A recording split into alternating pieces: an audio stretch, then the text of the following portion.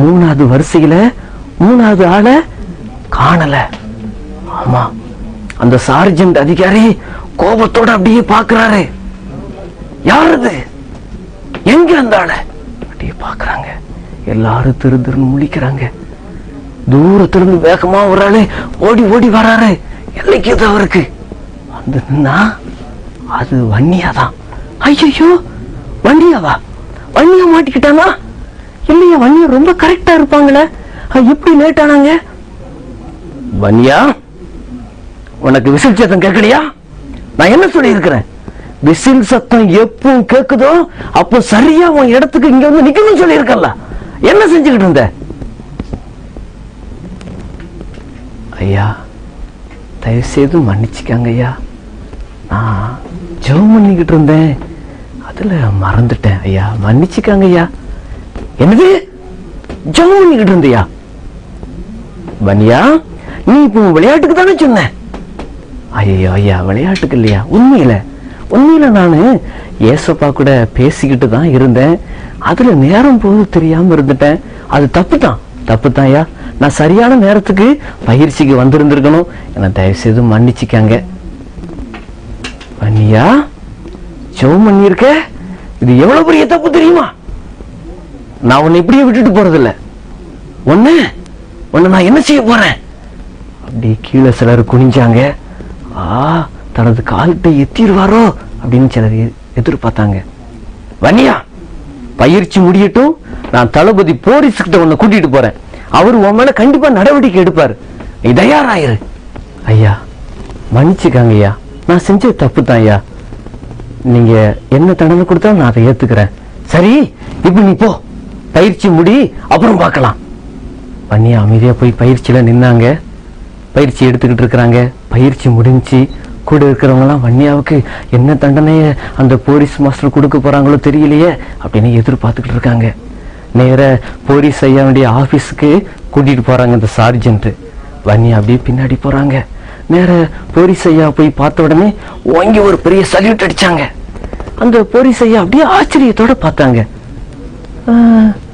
Sergeant, இவங்களா தப்பு பண்ணிருப்பாங்க, இவங்க முகத்தை பார்த்தா அப்படி தெரியலையே, ரொம்ப அருமையான தம்பியா இருக்கிறாங்களே. மிஸ்டர் வன்னியா, நீங்க தானே? நீங்க லேட்டா வந்தீங்களா? ஆமையா, நான் பிந்தி வந்தேன், தப்பு தான் ஐயா.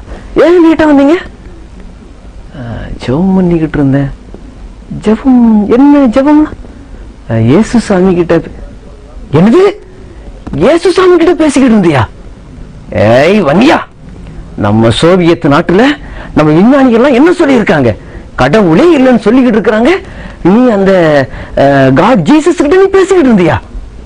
என்ன தைரியம் இருக்கும் உனக்கு? ஐயா, அவங்கதான் எனக்கு கடவுளே, அவங்கள நான் ரொம்ப நம்புறேன். நான் வச்சிருக்கிற பைபிள் பாருங்கய்யா, இது அவங்கள பத்தி முழுசுமா சொல்லி இருக்குது. இதை நம்புறவங்க இதுல அவங்க ஏசப்பா சொல்ற ரொம்ப விஷயங்கள்லாம் ரொம்ப இருக்குதுயா. அவங்கள நாங்க எந்த நேரமும் நினைச்சோம்னா அவங்க நம்மளோட கூட இருப்பாங்க, நம்ம நல்ல செயல்கள்லாம் செய்யலாம் அப்படின்னு போட்டிருக்கு. அதுக்காக நான் பயிற்சிக்கு வராம ஜெபம் பண்ணது சரின்னு சொல்ல வரலையா. நான் செஞ்ச தப்பு தான்யா. நான் ஜெபம் பண்ணியிருந்தாலும் சரியான நேரத்துக்கு நான் பயிற்சிக்கு பிராக்டிஸுக்கு வந்திருக்கணும். என்ன மன்னிச்சுக்காங்கய்யா. ஆனாயா, இது ரொம்ப உண்மையுள்ள பைபிள்யா. இது ஒரு மனிதன் வாழ்வதற்கு எல்லா தத்துவத்தையும் கொடுத்திருக்குது. இது இல்லைன்னே சொல்ல முடியாதியா. அடுத்து இதையும் என்னையும் பிரிக்கவும் முடியாதியா. அதனால நான் இதுல சொல்லி இருக்கிறபடி நான் கண்டிப்பா ஜெபம் பண்ணியே ஆகணும். வன்னியா, நிறுத்திடுவோம் உபதேசத்தை. நீ விட்டா எனக்கே உபதேசம் பண்ணிட்டு இருக்கிறியா? சரி, நீ செஞ்ச தப்புக்கு கண்டிப்பா நான் தண்டனை கொடுத்தே ஆகணும். இயேசு மாதிரி நான் மன்னிச்சு விட்டுருவேன் கண்டா நினைச்சியா? ராணுவ விதிப்படி இங்க என்ன தவறு நடந்தாலும் தன்னை அனுபவிச்சே ஆகணும். சரி ஐயா, நான் தண்டனை ஏத்துக்கிறேன். ஆமா, உனக்கு ஜெபம்ன்றது ரொம்ப பிடிக்குமோ? ஆமையா, ரொம்ப ஆசை. ஜெபம் முழங்கால் படிக்கிட்டு ஜெபம் பண்ணிக்கிட்டே இருப்பேன். வன்னியா, நான் உனக்கு கொடுக்க போற தண்டனை ரொம்ப வினோதமானது. உனக்கு ஜெபம் பண்ற மாதிரியே ஒரு தண்டனை கொடுக்க போறேன். ஜெபம் பண்ற மாதிரியா அப்படின்னு வன்னியா அண்ணாச்சி ரொம்ப ஆசையா அந்த போலீஸ் ஐயா என்ன சொல்றாங்கன்னு கேட்டாங்க. வன்னியா, நீ போன உடனே ஒரு வாளி நிறைய தண்ணி தருவாங்க. அதுல ஒரு பிளாஸ்டிக்ல ஒரு பிரஷ் ஒண்ணு இருக்கும், ஒரு கப் இருக்கும். நீ என்ன பண்ணணும்னா, நம்ம பில்டிங்ல விராண்டா இருக்கு பாத்தியா, அந்த முன் தளத்துல தரையெல்லாம் என்ன செய்யணும், நல்ல தண்ணியை வச்சு பிரஷ் பண்ணி கழுவணும். அதான் வேலை. அப்படியா? இது நான் பொறு. நீ எப்படி கழுவணும்னா, முழங்கால் போட்டுக்கிட்டே இதை நீ செய்யற. வன்னியா? நல்ல தண்ணி தானே? சரி ஐயா, சந்தோஷமா ஏத்துக்கிறேன். ஏன்னா நான் தப்பு செஞ்சவன். சரி, ஆனா நீ இந்த தண்டனை முடியதுக்குள்ள நீ திரும்பிட்டனா, இல்லாட்டி பாதியில இந்த தண்டனையில ஒன்னு இருந்து நான் விடுவிச்சிருவேன். வன்னியா ரொம்ப அமைதியா ரொம்ப நன்றியான்னு சொல்லிட்டு கிளம்பி போனாங்க. ரொம்ப சந்தோஷத்தோட கூட போனாங்க. அங்க போன உடனே ஒரு வாளி, தண்ணி, பிரஷ் எல்லாம் தந்தாங்க. அதெல்லாம் எடுத்துட்டு அப்படியே அந்த பிளாட்ஃபார்ம் எல்லாம் துடைக்க ஆரம்பிச்சாங்க. அவங்க கூட இருக்கிறவங்க எல்லாம், வன்னியாவுக்கு ஏன் இந்த நிலை, ஏன் வன்னியா நீ ஒழுங்கா இருந்த, என்ன ஜபம் ஏன் சொல்லுத, ஜபம் பண்ண மாட்டேன்னு ஒரு வாரத்தை சொல்லி இருந்தேன்னா ஒன்னு விட்டுருப்பாங்கல்ல. இல்ல, நான் ஜபம் பண்ணியே ஆகணும். ஆனா இனிமே பயிற்சிக்கு வராம நான் ஜபம் பண்ண மாட்டேன். என்னுடைய மீதி நேரங்கள்ல முழுவதும் ஜெபிப்பேன். இவன் இருந்த மாட்டான் ஐயா, இவன் நல்லா அனுபவிக்கணும் அப்படின்னு சொல்லி இவங்க கூட இருந்தவங்க எல்லாம் சொன்னாங்க. வன்னியா முழங்கால் போட்டு பிரஷ் பண்ணாரு. அப்படியே பல நாளா அந்த நிகழ்ச்சி நடந்துகிட்டு இருந்துச்சு. எதிர்பாராத வரமா இவங்களுடைய பயிற்சி இன்னொரு இடத்துக்கு, இன்னொரு பட்டணத்துக்கு இவங்க போகணும்னு சொல்லி ஒரு ஆர்டர் வந்துச்சு. உடனே எல்லாருமா சேர்ந்து இன்னொரு பட்டணத்துக்கு கிளம்பி போய்கிட்டு இருந்தாங்க. இப்ப வன்னியா முடிவு பண்ணிட்டாங்க, ஓ சரி நம்ம புதிய இடத்துக்கு போறோம், அங்க நம்ம பிரச்சனை ஒண்ணும் தெரியாதுன்னு நினைச்சிருந்தாங்க. ஆனா ராணுவ விதிப்படி என்னன்னா, ஒரு பயிற்சியாளர் வந்துட்டாலே அவரை பத்திய முழு விவரங்களும் ஒரு ஃபைல்ல போட்டுருவாங்க. அவங்க எங்க போனாலும் அங்க உள்ள அதிகாரிக்கு அதை முழுவதும் அறிவிச்சிருவாங்க. இப்ப பாருங்க, வன்னியா அங்க போனாங்க. அங்க ஒரு தளபதி இருந்தாரு. எல்லாரும் அங்க போய் இறங்கி நிக்கிறாங்க. அங்க தளபதி ஒருத்தர் அப்படியே தேடிக்கிட்டு இருந்தார். அவர் அப்படியே பார்த்தாரு. அப்படியே சிலர் குனிஞ்சு பாக்குறாங்க. ஆகா, இவரும் தன்னுடைய காலை வச்சு இப்படி ஓங்கி மிதிப்பாரோ அப்படின்னு பாக்குறாங்க. எல்லாரும் ஸ்டடியா நிக்காங்க. அவங்க பேரு யார் மார்க்குன்னு சொல்லி பேரு. அவங்க அப்படியே பார்த்துக்கிட்டு, இதுல வன்னியா யாரு அப்படின்னு கேட்டாங்க. ஐயோ, வன்னியா எங்கேயே மாட்டிக்கிட்டானா அப்படின்னு சிலர் எதிர்பார்த்தாங்க. வன்னியா அப்படியே சலிட்டு அடிச்சு, நான் தாயா வன்னியா. வன்னியா, உன்னை பத்தி நான் எல்லாம் தெரிஞ்சுக்கிட்டேன், வா இங்க வா அப்படின்னு சொல்லி தனியா தன்னுடைய ஆபீஸுக்கு கூட்டிட்டு போனாங்க.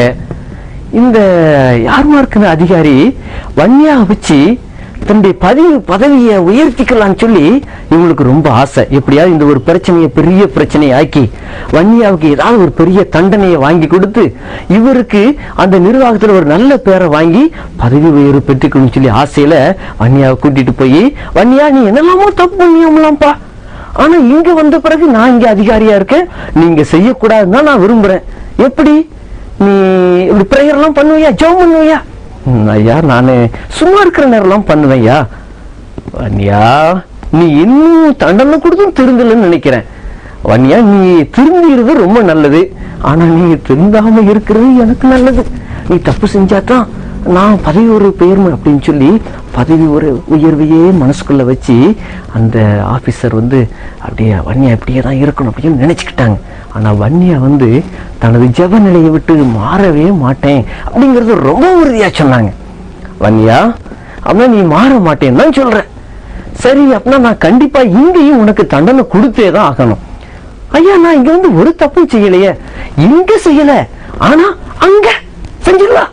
அங்க ஒரு தண்டனை ஒரு முடிவுக்கு வரல, இங்க நீங்க அனுபவிச்சுதான் ஆகணும்.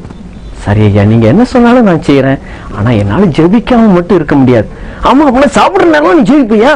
ஆமையா, சாப்பாட கூட மறந்துட்டு கூட ஜெபம் பண்றேன். அப்படி சொல்லு, உனக்கு அதே மாதிரி ஒரு தண்டனை தரேன். எப்படி இதுக்கு முந்தி நீ முழங்கால் போட்டு ஜெபம் பண்ணிக்கிட்டே ஒரு தண்டனை ஏத்துக்கிட, அத மாதிரி அங்க பாரு, அங்க ஒரு ரூம் இருக்குதா, சின்ன ரூம், அங்க இரு. உனக்கு சாப்பாடு ஒண்ணும் கிடையாது, வேணா ஜெபம் பண்ணு, பாட்டுப்படி, என்ன வேணாலும் நீ செய், சாப்பாடு கிடையாது. நீ எப்பவும் ஜெபத்தையும் பாட்டையும் நிறுத்துவேன்னு சொல்றியோ அப்போ உனக்கு நல்ல சாப்பாடு தரேன். வன்னியா ரொம்ப சந்தோஷமா, ரொம்ப நன்றி ஐயா அப்படின்னு சொல்லிட்டு அப்படியே அந்த ரூமுக்குள்ள போனாங்க. அங்க போய் முழங்கால் படிக்கிட்டு, ஏசப்பா இந்த தண்டனையை நான் தாராளம் ஏத்துக்கிறேன், ஆனா நான் உங்ககிட்ட பேசிக்கிட்டே இருப்பேன், நீங்க என்ன சொல்லி இருக்கீங்க, மனுஷன் அப்பத்தினால் மாத்திரம் இல்ல உங்களுடைய ஒவ்வொரு வார்த்தையினாலும் பிழைப்பான்னு சொல்லியிருக்கீங்கல்ல, எனக்கு இந்த உணவே கிடைக்காட்டாலும் பரவாயில்ல, உங்க பைபிள் எனக்கு போதும் ஏசப்பா, அதை வாசித்து நான் சந்தோஷமா இருப்பேன் அப்படின்ட்டு முழங்கால் படிக்கிட்டு ஜெபம் பண்ணிக்கிட்டே இருக்கிறாங்க. 1 நாள் ஆச்சு, 2 நாள் ஆச்சு, 3 நாள் ஆச்சு. அங்க இருக்கிறவங்களாம் பார்த்தாங்க, எப்படி சாப்பிடாம இவன் இருக்கான். 4வது நாள் இந்த யார்மார்க்கு அதிகாரி நைஸா போனாங்க. இவன் செத்து தான் போயிட்டானா, கண்டிப்பா இவன் உயிரோடு இருக்க வாய்ப்பே இல்லையே. அப்படி போய் எட்டி பார்த்தாங்க. ஒரு சத்தம் கேட்டுச்சு, இயேசுசாமி, இந்த யார்மார்க்கு ஐயாவுக்காக ஜெபிக்கிறேன், அவங்க மனசு மாறணும், அவங்க ரொம்ப நல்லவங்க அப்படின்னு சொல்லி ஜெபம் பண்றது காதுல விழுந்த உடனே இவருக்கு ரொம்ப அதிர்ச்சியா இருந்துச்சு. வன்னியா வெளியே கூப்பிட்டார். வன்னியா வெளியே வாங்க, நீங்க உங்களுக்கு இதோட தண்டனை நிறுத்தப்படுது அப்படின்னாங்க. வன்னியா அப்படியே குனிஞ்சுக்கிட்டே நிக்காங்க. என்னாச்சு, திடீர்னு தண்டனை இல்லைன்னு சொல்றாங்களே. வன்னியா, உண்மையா தான் சொல்றேன். வன்னியா அப்படியே குனிஞ்ச மாதிரி அப்படியே ஏசப்பாட்ட ஜெபம் பண்ணிக்கிட்டே இருக்கிறாங்க. சரி வன்னியா, நீ நாளை காலையில இருந்து உன்னுடைய பயிற்சி ஆரம்பிக்கலாம். அங்க என்ன பயிற்சினா, காலையில ரொம்ப தூரமா ஓடணும். அது 1-2 கிலோமீட்டர் கிடையாது, அப்பா 15 கிலோமீட்டர் தூரம், அதுவும் அதிகாலை நேரத்துல. இவங்க இருக்கிற இடம் கருங்கடலுக்கு அருமையான இடம். அப்படியே பனி காத்து வீசிக்கிட்டு இருக்கும். அந்த குளிருக்குள்ள எல்லாரும் அப்படியே ஓடணும். வன்னியா ஏற்கனவே 5 நாளா சாப்பிடலையா. அப்படியே அந்த கிறக்கத்துல வன்னியா உடனே ஓட ஆரம்பிக்காங்க. காலையில ஓடுறாங்க, எல்லாரும் இவங்களுக்கு முன்னாடி போயிட்டாங்க. வன்னியா கொஞ்சம் கஷ்டப்பட்டு கடைசியில ஓடிக்கிட்டு இருக்கிறாங்க. ரொம்ப தாகமா இருக்குது, ஐயோ யாராவது எனக்கு தண்ணி தர மாட்டாங்களா, தாகமா இருக்கிறேன்னு அப்படின்ட்டு தாகத்தோட கீழே விழ போனாங்க. அப்ப யாரோ வந்து வன்னியாவை அப்படி பிடிச்சாங்க. பிடிச்சு, வன்னியா ரொம்ப சந்தோஷம், உனக்கு ஈஸ்டர் வாழ்த்துக்கள், இயேசு உயிரோட இருக்காங்க. யாருடா இது, இந்த ராணுவ தளத்துல இயேசு பத்தி சொன்னதுக்கு இங்க யாரு பார்த்தா, கூட இவரோட பயிற்சி பெறுகிற ஒரு ராணுவ வீரர், அவர் ஏசப்பாவை அறிஞ்ச ஒரு நபர். வன்னியாவுக்கு ரொம்ப சந்தோஷம். தண்ணி தந்தாங்க, குடிச்சாங்க. உங்களுக்கு ஏசப்பை பத்தி தெரியுமா? எனக்கு நல்லா தெரியும், இன்னைக்கு ஈஸ்டர், சந்தோஷப்படு. வன்னியாவுக்கு ஒரு பெரிய புத்துணர்ச்சி. என் இயேசு உயிரோட இருக்காரு, என் இயேசு உயிரோட இருக்காரு, நான் ஒண்ணுக்கும் கவலைப்பட மாட்டேன். சந்தோஷமா துள்ளி பாட்டு பாட ஆரம்பிச்சாங்க. எல்லாருமா சேர்ந்து அவங்க 2 பேரும் அந்த இடத்துல ஜெபிக்க ஆரம்பிச்சாங்க. பலர் இதை ரொம்ப வேடிக்கை பார்த்துக்கிட்டே இருந்தாங்க. கொஞ்ச நேரம் ஆச்சு, தூரமா ஓடி ஓடி வந்தாச்சு. ரூம்ல வந்து இருக்கும்போது அங்கிருந்து ஒரு இவங்களுடைய உதவியாளர் வந்து, வன்னியா வாங்க, உனக்கு ஒரு ஆர்டர் ஒண்ணு வந்திருக்குன்னு சொல்லி ஒரு பேப்பரை காட்டினாங்க. அதுல என்ன போட்டிருந்துச்சுன்னா, நீ மேலூர் அதிகாரியான கிட்டாங்காவை போய் சந்திக்கணும், அது ஒத்தையில தான் போகணும், உனக்கு கூட யாருமே வர மாட்டாங்க, பங்களாவுக்குள்ள அந்த இடம் இருக்குது, நீ கூட உள்ள. வன்னியா ஒத்தையில போகாத, ஏதோ ஒண்ணு ஒரு பெரிய தண்டனையில ஆழ்த்த போறாங்க போல, தைரியமா போ, இதனால எங்களுக்கு பயமா இருக்குன்னு சொன்னாங்க. வன்னியா கிளம்பி போக ஆரம்பிச்சாங்க. அப்படியே போய்கிட்டு இருக்காங்க ஒத்தையில, காட்டுக்குள்ள, அப்படியே குளிருக்குள்ள. ஆனா ஏசப்பாவை நம்பி பாட்டு பாடி அப்படியே போய்கிட்டே இருக்காங்க. அப்படி போய்கிட்டே இருக்கும்போது திடீர்னு வன்னியா பார்த்து ஒரு பயங்கர வெளிச்சம். வன்னியா அப்படியே பார்க்காங்க. அந்த வெளிச்சம் அப்படியே பக்கத்துல அப்படியே நெருங்கி வந்துகிட்டே இருக்குது. ஐயோ, அந்த அதிகாரி தான் யாரையோ ஒரு லைட் அடிச்சு நம்மள நெருங்க வாராரோ அப்படின்னு யோசிச்சுக்கிட்டே இருக்காங்க. என்ன நடந்துச்சு, நாளைக்கு பார்க்கலாமா? ஜெபம் பண்ணுவோன்னு கண்ணு முடிக்காங்க. ஏசப்பாட்ட பேசுங்க, சாமி என்ன வந்தாலும் நான் உங்ககிட்ட ஜெபம் பண்ணணும், என்னுடைய ஜெப நேரம் நாளுக்கு நாள் அதிகரிக்கணும், உமக்கு உண்மை இல்லவனா இருக்கணும், கேட்குறீங்களா? நன்றி இயேசுசாமி. பிள்ளைகள் அருமையான இந்த கதையை கேட்டாங்க. கேட்டதும்படி அப்படியே நடக்க நீங்க அவங்களுக்கு உதவி செய்யுங்க. ஆமீன்.